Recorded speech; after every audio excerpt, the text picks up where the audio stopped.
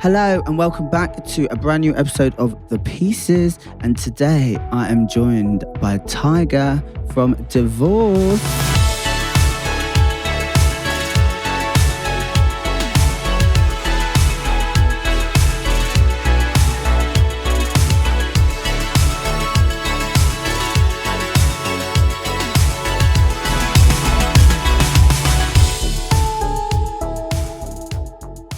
Tiger from Divorce. How are you doing, baby? I'm fine. I'm really excited to be here. I'm very excited for you to be here. I'm very much excited to get into it. I'm loving the t-shirt, Kiss My Ass. I want everyone to know that you are welcome to Kiss My Ass. I'm wearing this jacket though because I just love it, but it's hot. I love it. And I can see the fur, like it's all flying everywhere. It's like Christmas, like in hell. In hell? Yeah. Crucifix. Yes. I was about to say where I live now, but it's related to a crucifix, not a cemetery, so don't worry.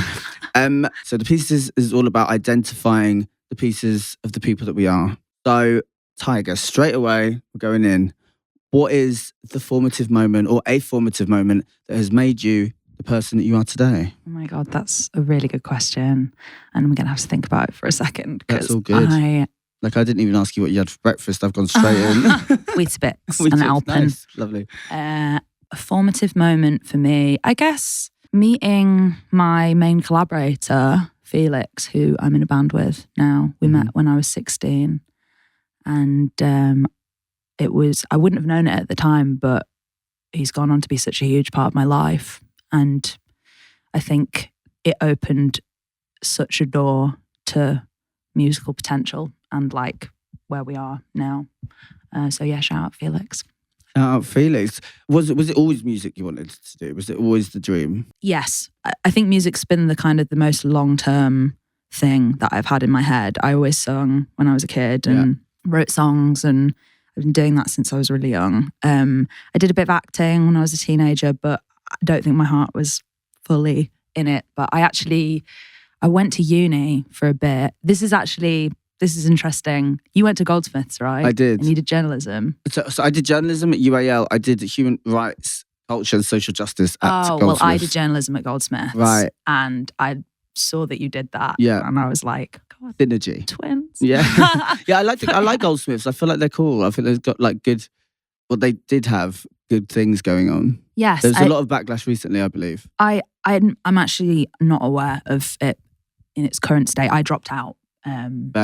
Because we signed a record deal, and I was like, I'm going to be a rock star. Yeah, now. absolutely. But I had a lovely time there. It was pretty close to COVID, and so a lot of things were like. Yeah. But yeah, I sort of considered being a journalist briefly. I considered it and realised no. I felt exactly the same. I was like, this is too fast paced for me. Yeah, I can't do this. Also, lacks of integrity. I feel like I'm so glad learning everything I did has helped me shape who I am now and what I do. Mm-hmm. And the fact that I have my podcast, it's me getting to interview and talk to people and understand their stories from their perspective rather than an agenda, you know? Like I'm never catching anyone out. I'm not trying to do that. I'm not a Piers Morgan type person. I want everyone's stories to be what they want it to be. And I think that's what proper journalism should be. Yeah, absolutely. I think a lot of people get lost in the sauce in journalism, and it's very hard to keep your integrity. And it was one of the really off-putting things about it. It's also, if you want to have integrity, it can be really dangerous for you as a journalist. And they really warned us about that at Goldsmiths, like people that actually put sometimes their lives on the line to speak the truth. And it's crazy. That wasn't the thing that put me off it. I think I just loved music more. Good. Well, I'm glad. Yeah. I want to go back to growing up in Nottingham's DIY scene. Yes. What early experiences shaped your sense of identity or creativity or belonging to music there? So I was part of the scene in Nottingham. I used to play at little bars when I was 16. A guy played guitar with me, and I just had written some songs, and it was really nice. It's a really friendly place. It's very encouraging of talent, and it's not really an industry city. It's kind of quite overlooked, I think, but because of that, there's a massive sense of insular in a good way. People support each other, and it's a nice place. And a lot of the venues that I played at the time are closed now. That's so sad, which isn't is really, really sad. But my first ever gig was at a place called Jam Caf, which is still open and thriving as far as I'm aware. And it's a supportive place. Jumping ahead, because I've got some more bits that I want to ask about that, but going on to the topic of the closures of venues, how important are those venues that have closed down for finding yourself as a musician and an artist? Because I think a lot of younger artists now don't have access to those. It's such a shame. I think people don't value those echelons of music enough, and the fact that venues are so out on their own, struggling to make ends meet. It's a disgrace, really, because you would not have bands if they didn't have those stepping stones to get up, and those small venues are just crucial. And I feel like with cost of living crisis and like everything just becoming more expensive and difficult and no funding for the arts, it's just disastrous, really. Yeah. And especially in more like provincial, I guess, places, you have so much talent coming from cities that get overlooked. And if they don't have places to go, you know, you aren't going to get A&Rs coming into bars in Nottingham. Most likely. It's just, it doesn't happen. Like we had no contacts in the industry. So the fact that we could cut our teeth in these venues was one of the only things we had. Yeah. And so, I don't know what we wouldn't have been a band if we didn't have those venues to play in, and they're just dwindling. And it's so Grassroots sad. venues are so important. And I know George from Save Our Scene, he's doing such important work right now, like trying to protect as many grassroots venues, music venues as possible, because there's now the talk of the closure of the Muff Club in Hackney, which is devastating. It's that's really sad. And I feel like there needs to be community spaces. There need to be community hubs, you know? So artists like yourself and like people like me, I come up from a club, like come up through the club scene in a DIY bar. Like I did my time in that. And I think it's so important for nurturing your talent. Yeah, absolutely. Absolutely. So, when did you realise that songwriting and expressing your queer identity that through it would be meaningful path for you? And how did you feel about being out and open about your queer identity? I feel that I've got many other musicians that came before me to thank for that. I was very afraid for a long time to express my queer identity. And also I didn't understand my queer identity for a long time. So I think songwriting was a tool that really pushed me along into being open. Like having that as an outlet was extraordinary, and having really supportive, wonderful bandmates as well that were such allies to me in that time was crucial. And I don't know, I think I didn't want to make it the focus of the music at one time, but I really see that like if I can't make that a focus of my music, it's not authentic because it's my truth. And like I find it beautiful the way that fans respond to it. I've had some really lovely encounters with fans that have been inspired by it, and like that's just like the purest response that I feel that you can get from your music, is that people feel good about it. Totally, that's what you want, and it's relatable. And there are so many queer people. Like people are queer, and they don't get to that representation. Just isn't always there. No, especially in music. So to have that is really empowering for a lot of people. Who are the people or communities that shaped your approach to music today, or your worldview? I think I have a lot of love for Americana and country music, and I think it's quite a complicated one, being a band that's influenced by country in England, and you know, the fact that that's not something that's native to here. It's not a scene that's necessarily like huge here. There are obviously really, really great artists coming from the UK and Ireland, like that are doing country influenced music. But for us, I think we felt kind of out on our own in the band scene where we were from. So I was lucky enough to go on a tour, not with Divorce, but with a different act that I was playing the band of, with a band called the Fleece Brothers, who are one of my favourite bands of all time. And we got to meet them like just as Divorce was starting, and that was super inspiring. Yeah, and then just generally people stateside, like scenes over there.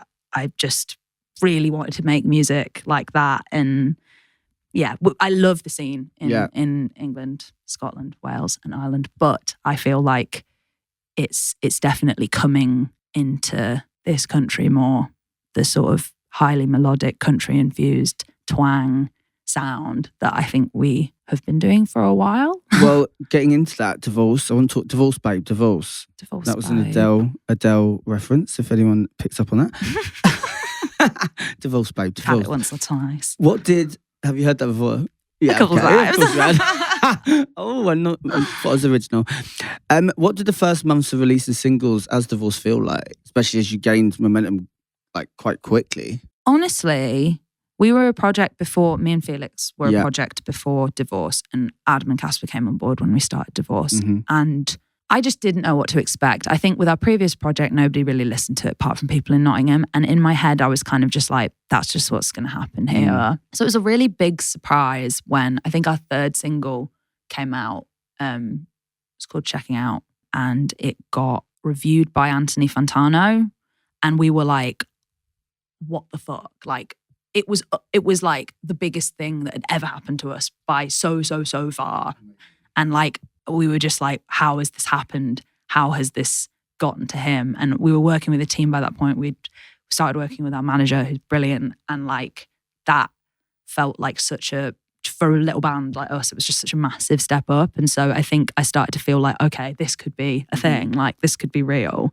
And you just don't believe in yourself, I think, like, until you feel that recognition. Obviously, artists doing any level of art is fantastic and commendable, but like in terms of actually a viable living and thinking that you could do it as a viable living, that felt like a big turning point. So yeah, I think that was very formative of early Divorce. That was kind of the moment where you're like, okay, this has got direction. This is it felt like, future. okay, maybe people get this. Like, maybe we are trying, what we're trying to achieve is maybe starting to happen.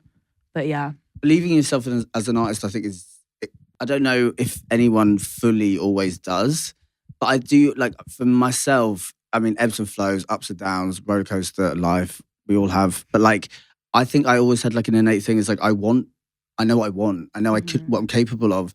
I didn't always have access to it because I didn't really grow up in a space where there was access to the arts at all, really. So I think like, as long as you do have some sort of belief in yourself and you have that passion, you can just keep going for it.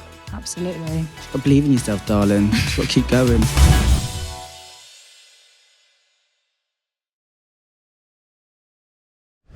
How did your experience of constant touring and life on the road shape your sound and vision at the beginning? It was actually such a challenge because I love writing. Touring's hard though. At home, yeah. It's the best. It's the best. It's hard. And I'm finding more of the romance in it now again after a little bit of a period of being like, this is just quite brutal. Yeah. I think everybody reacts to tour differently, and until you do it, you just don't know what you're going to feel like. And I feel like I'm quite a physically fragile person. I tend to get colds very easily and an achy neck very easily. On tour buses and stuff, you're breathing in the same air from everyone else. If you're getting ill, like I'm a bit ill now, and it's like, yeah. I feel like tour, it's in our first album. Like the first album is called Drive to Golden Hammer because we were touring all the time, and it just felt like placeless. And a lot of the tours we were on, like, loved doing them, but a lot of them were quite hard, and like we were all kind of in together like sardines, and some brutal, like, kind of, I don't know, adjustment to starting on in-ears, like things like that you just don't know until you start doing that. And getting used to support crowds like who don't know you, and you have to win them over, and like, you know, arguing with your bandmates over stupid stuff and trying to like keep the peace there. And like, we've all gotten so much better at that, I'm happy to say, and love them. But it's hard. Like, so yeah, it's part of the songs, I think, intrinsically, because it is your life, but it is hard. I don't always love it. I love it for what it is more now. Do you have a standout, like, from the early, or from any tour, any gig you've done, like a standout performance that you loved and one that you would rather forget about? Oh my God. Okay, so my favourite show I think we've ever done was this summer. We did Green Man. Amazing. And that was just like packed. Yes. And so gorgeous and like gorgeous weather, really nice festival, loved the lineup, so many people that I respect. The people loved us and I was like, Yay. we're the best band in the world. Yeah. And you feel like that when you do a really good show. You're just like, this is great. My dreams have come true. And then I've done so many shows that I've been like, felt diabolical about after. But actually I played a show last night that I wasn't that fussed about. There were a few technical difficulties. I went down into the crowd and was like vibing with everyone. And then our TM, bless her, she's amazing. She was like going to pull me back up. And I just wasn't ready for it. And so she kind of like ragged me backwards and I like let out a little scream into the mic in the middle of a song. So I was just embarrassed. And well, at least the mic was on. Yeah, I mean, it was on. Everybody heard it. People can't say that. No, girl, I was not lip syncing. Yeah, exactly. I mean, not many people say that. So I think some of those gigs though are the ones that shape you. And I think you can think about the most amazing ones. And I think this is just a rewiring in my brain, but I always tend to remember like the worst. But then when you have that elation and that amazing one, it's like that's the best feeling in the world. You just want to bottle that up forever. Like you said, like the in-ears, like that's confusing to get used to, and then like doing it all live, like it's a lot for people, especially when you don't get sound check sometimes. Yeah, when you're doing support shows and you get like 15 minutes. Yeah, sometimes started a stage with just the in-ear and like not doing anything else. It's like crazy. It is crazy. It's really hard out there, and then you're expected to like just give the performance of your life, and you can't hear anything. Routine goes out the window. Yes. And eating dinner. I've been on this tour, I've just been eating like 1-2 meals in the same 2 hours every day and like barely anything else in the day because we just stop at service stations and I'm like so sick of them. Yeah. This is so boring to talk about service stations, but they're such a big part of my life. It's true. Like I've done the same and it's like, I don't want a pastry. I don't want a pastry anymore. I don't want a Greg's. We're not stopping at Greg's. Shout out Greg's though. God Love bless you. Greg's. You can sponsor the podcast if you want. Going into your writing process, how does your writing typically begin? Do you get ideas or is it like the melody or the beat? Tend to write from like vocal and plus one instrument upwards for our music. So it's like either me or Felix will write independently or we'll start something together. I will either go on keys or bass or now guitar. I've started learning guitar. So I've been writing on guitar. And I don't know, I guess sometimes I'll sing like an idea into my phone of like a chorus melody or some kind of little hook. And my voice notes are full of so many just insane little like da da da da. I think if people went through my voice memos, they'd think I was nuts. Yeah, I don't want it. That's like my thing that I'll go to my grave with. Like I do not want anyone to hear that ever. But yeah. So I do like starting songs a cappella actually. That's one of my favourite ways to start a song. Generally it's with guitar or something. I love that. I love that you learned the guitar because I've always wanted to pick it up. I never did. And I bought a guitar and I just never did. It's the same with driving. Never passed that either. How have the past few years of touring, recording and growing shaped the sense of self for you? It's brought me, I've done like a full circle with it. So as I was saying before, some of the romance of touring faded away for a little while.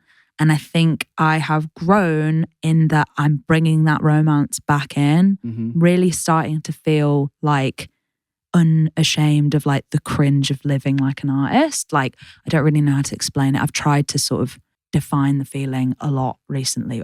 We do a mailer and I sent one out trying to explain this feeling. But I'm trying to be romantic and holistic about being an artist because I believe it makes my songs better. And so I think I've grown in that I see that as an essential thing now. So really, I guess, making the experiences feel colourful on tour, even though like it's a lot of Greg's and it's a lot of whatever public toilets and making connections whilst doing that is just like so vital. And I think I've seen that it's not only vital for my just life experience, but also for the songs and practically for what I'm trying to do as a career. When did you feel like you were an artist? I've always struggled with the term artist. Yeah, me too. And I think I grew up working class. I don't know. my parents were amazingly artistic people in their own way. Like a lot of music was played in my house growing up. There was definitely like a romanticizing of art. But I think other sources, like school, I guess, like, and just culture in general that I absorbed as a kid meant that I did not feel like I could own that. I just really struggled to see myself as like a fully fledged artist for a really long time. It's a hard word, I think, to say. I think like I still struggle with it now, but I do use it. I do say it. I feel like I've like got there, but for years I didn't, because I grew up working class. I didn't really actually have access to a lot of that. I was shit at art, as in drawing.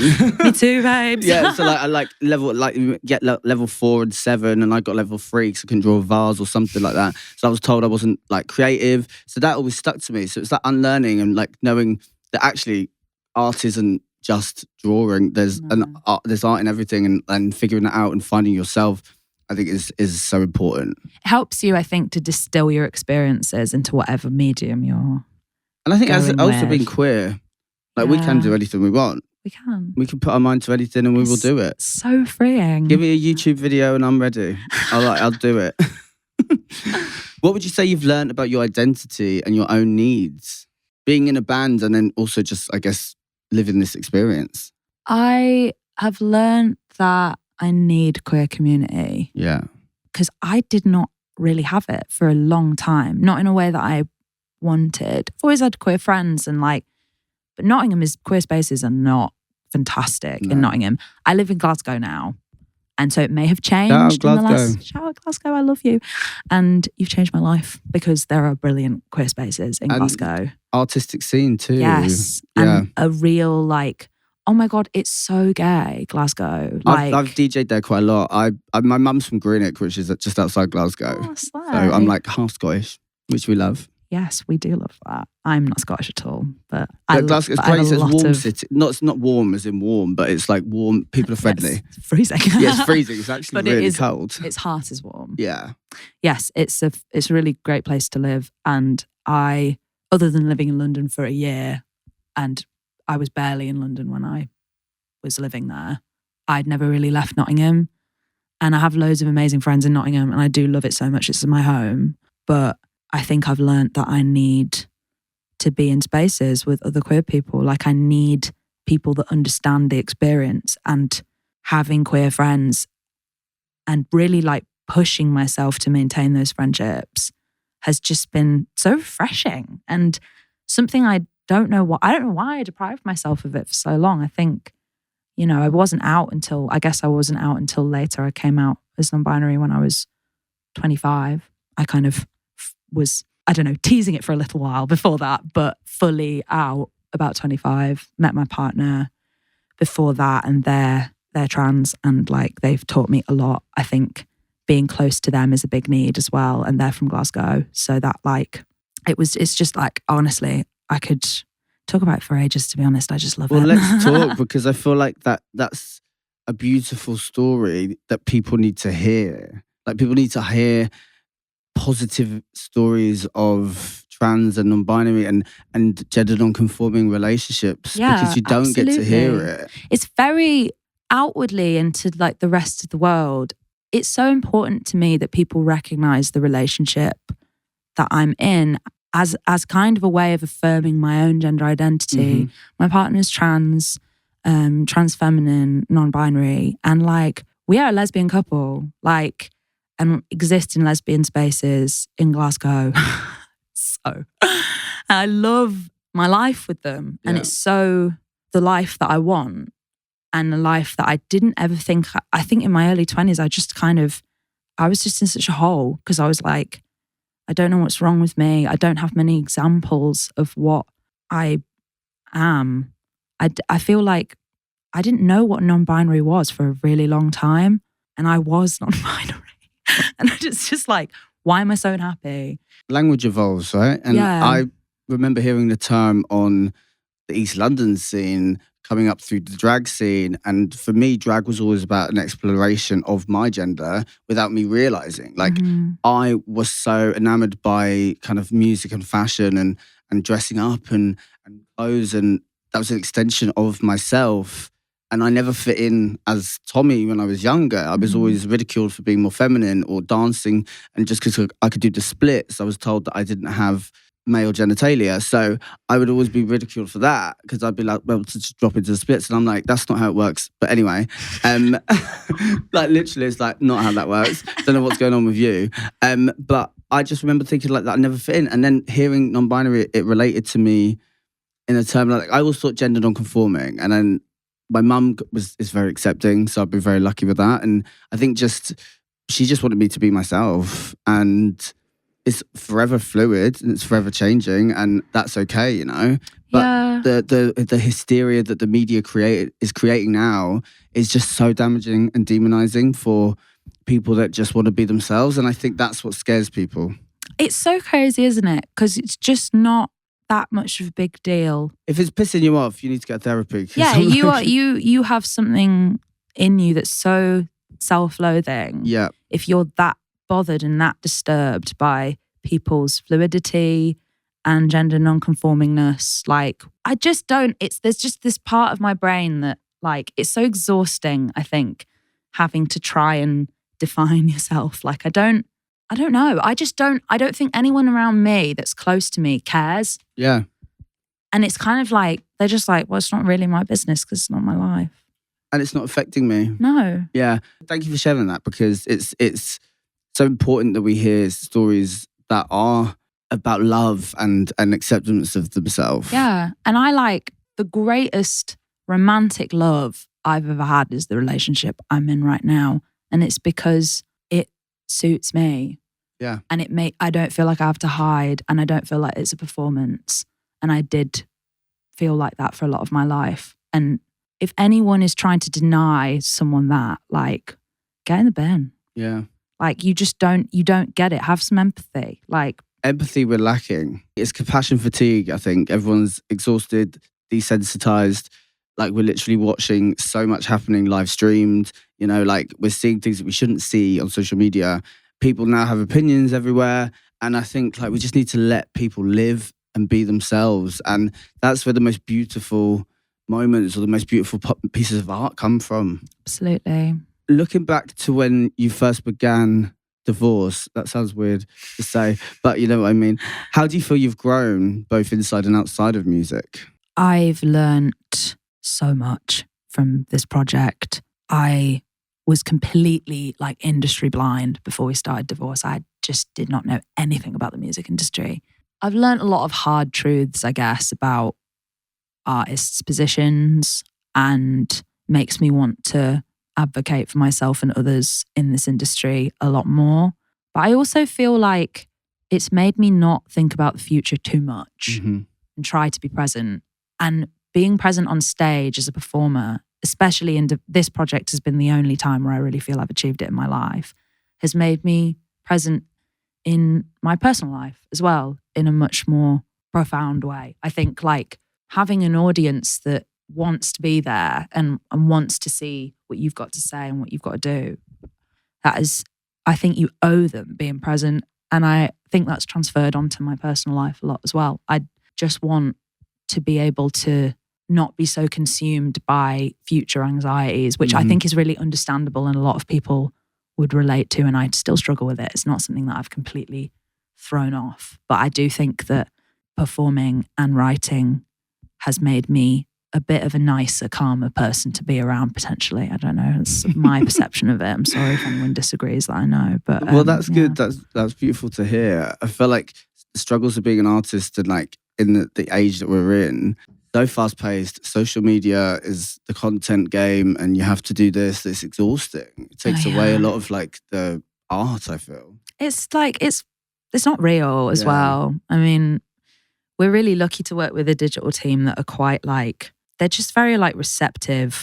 I'd say we work with a digital team. It sounds so, but we work with a wonderful team that help us with our social media. Yeah. And since working with them, I've just really learned that like, you know, these content pillars, whatever, like it is just like whatever is the most honest, you should do, because that's what your fans are going to want to see. Like, Totally. we've tried to make content that's not been, I don't know, we've not had our whole hearts in it, I guess.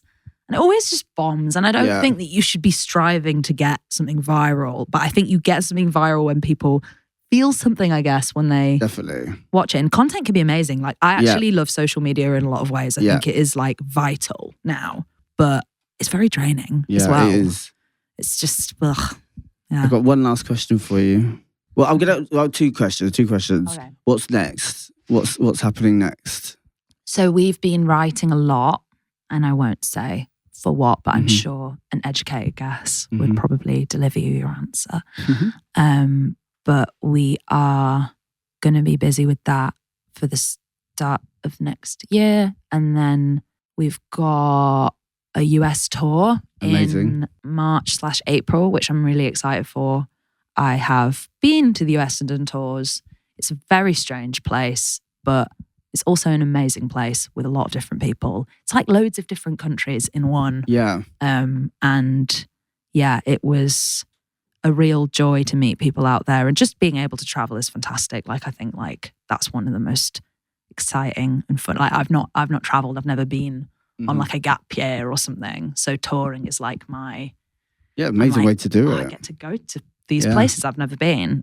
So yeah, that's kind of the next solid thing. Amazing. That's happening. I'm excited. But last question, Tiger, where do you find your power? My friends, my community.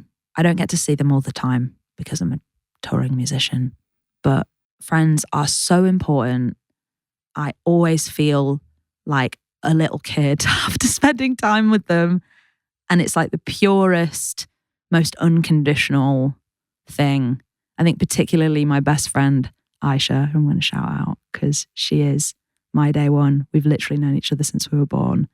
And I actually think having her in my life, I don't know the person I'd be without her. So specifically her, she is my power.